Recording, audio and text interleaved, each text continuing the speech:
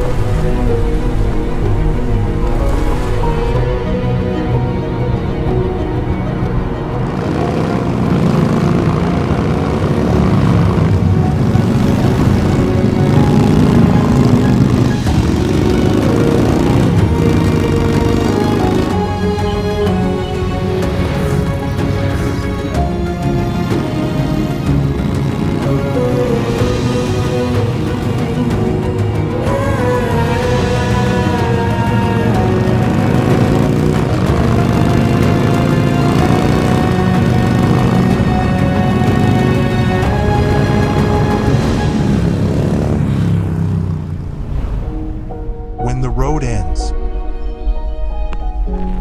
the story does not. It lives in the rustle of the wind, the warmth of the sun, and the quiet strength of those who ride together.